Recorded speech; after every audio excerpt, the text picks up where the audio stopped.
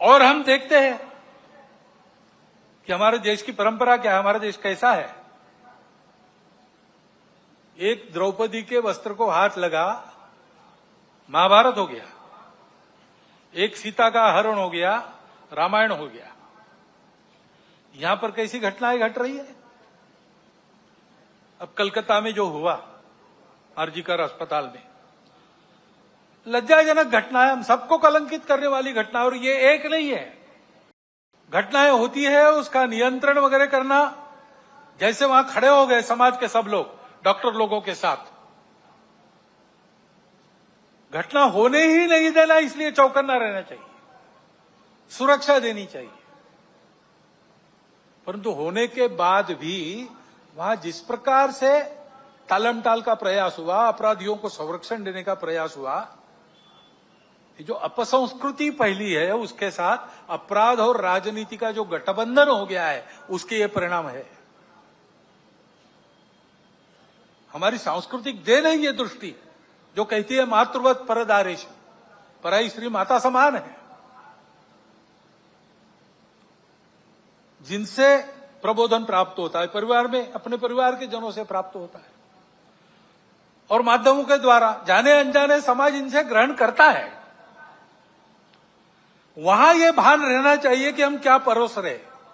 वहां अगर इसका भान नहीं रहा, इन मूल्यों का तिरस्कार हुआ, उपेक्षा हो गई, तो फिर वो महंगा पड़ेगा। और इसलिए वहां पर इसका भान रहे और मूल्यों का प्रबोधन हो, इसके लिए हमको व्यवस्था करनी पड़ेगी।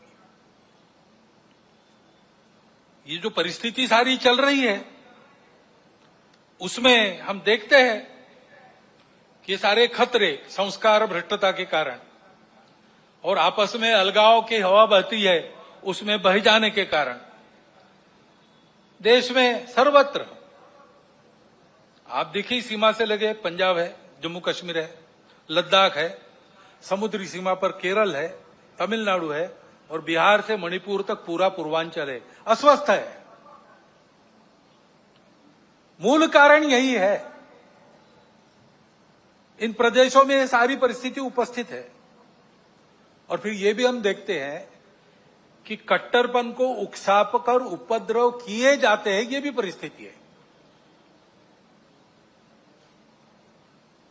बहुत सारे असंतोष के कारण इतने बड़े समाज में हो सकते हैं। ट्रैफिक जाम हो गया तो वो भी असंतोष का कारण बनता है। असंतोष को व्यक्त करने के रास्ते भी हमारे संविधान ने बताए। प्रजातांत्रिक रीति से हमको जो अच्छा नहीं लगता उसका विरोध हम कर सकते हैं, करना भी चाहिए। अगर अपने को अच्छा नहीं लगता चुप रहो, ऐसा कोई नहीं कह सकता। परंतु उसकी एक पद्धति है, उसका पालन होना चाहिए। उसको ताक पर रखकर कानून संविधान को छोड़ते हुए कहीं किसी ने कुछ किया, पूरे समाज को जिम्मेवार मानकर ये जो उपद्रव होते हैं, इसको असंतोष के जगह गुंडागर्दी करना ज्यादा अच्छा है। ये गुंडागर्दी होती है और कहीं कहीं ये हो जाती है समाज के कट्टर स्वभाव के कारण, अथवा कहीं कहीं इसको कराया जाता है। कभी कभी समाज करता नहीं, उपद्रव करने वाले आके करके चले जाते हैं। पूज्य बाबा साहब आंबेडकर साहब ने इसी के प्रति हमको सचेत किया था।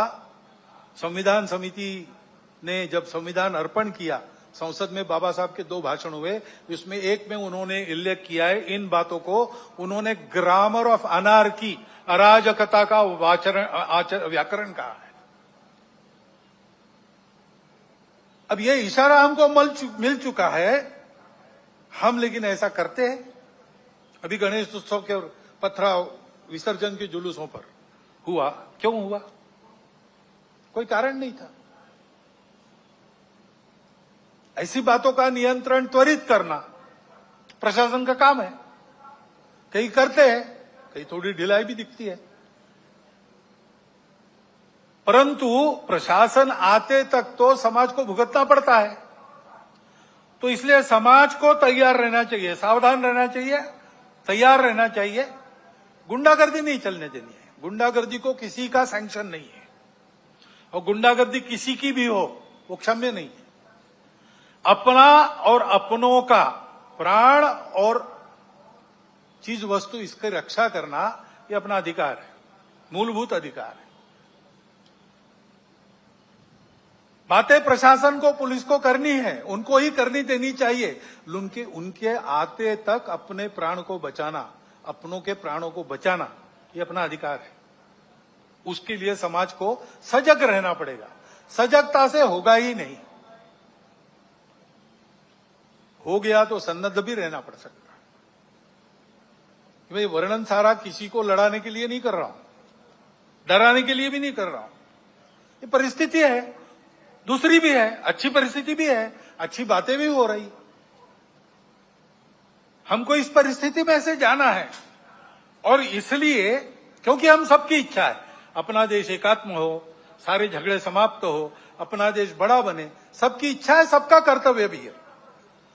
और इसलिए समाज की एक विशिष्ट प्रकार की स्थिति चाहिए, विशिष्ट दिशा में प्रयासों की आवश्यकता रहती है। समाज स्वयं जगता है, अपना पुरुषार्थ करता है, तब महापुरुष, संगठन, संस्थाएं, प्रशासन, शासन ये सब सहाय्य कार्य होते हैं। समाज की स्वस्थ स्थिति से सारे उपद्रव टल जाते हैं। जैसे इम्यूनिटी कम होने के बाद रोग आते हैं, स्वस्थ अवस्था शरीर की ढलती है, बीमारियां बाद में घेरती है और बीमारियां भी स्वस्थता को नष्ट करती है। और इसलिए यह स्वस्थ अवस्था समाज की सशक्त अवस्था यानी समाज की संगठित अवस्था है। समाज को सशक्त रहना चाहिए, संगठित रहना चाहिए, क्योंकि दुर्बलों की परवाह देव भी नहीं करते। अश्वम नैव गजम नैव व्याघ्रम नैव च बलि किसकी देनी यज्ञ में चर्चा हुई। कहते हैं क्या घोड़े की? नहीं, वो तो लात मारेगा। हाथी? नहीं, बहुत बड़ा है। शेर? नहीं बाबा, वो तो बिल्कुल नहीं। फिर किसको? तो बकरे को काटो, कुछ नहीं कर सकता। देवो दुर्बल घातका। और इसलिए इस स्वस्थता को, संगठित को उत्पन्न करने के लिए संपूर्ण समाज में कुछ विषय हम शताब्दी वर्ष के पश्चात ले जाएंगे। अभी 1.25 साल शुरू हुआ है, वो पूरा होगा 1925 में। उसके बाद साल भर शताब्दी वर्ष का कुछ चलेगा। उसके बाद समाज में हम विषय लेने जाने वाले हैं। समाज के स्वस्थ स्थिति की पहली शर्त है सामाजिक समरसता और सद्भावना। इसके बिना संगठन संभव नहीं। और इसलिए इन बातों को ले जाना है। लेकिन ये बात ले जानी है, कार्यक्रम ले जाने से नहीं होता। कुछ प्रतीकात्मक कार्यक्रम कर लिए तो समरसता सद्भावना नहीं आती है। व्यक्तिगत स्तर पर, पारिवारिक स्तर पर काम करना पड़ता है। समाज के सभी वर्गों में व्यक्तियों की और कुटुंबों की मित्रता होनी चाहिए।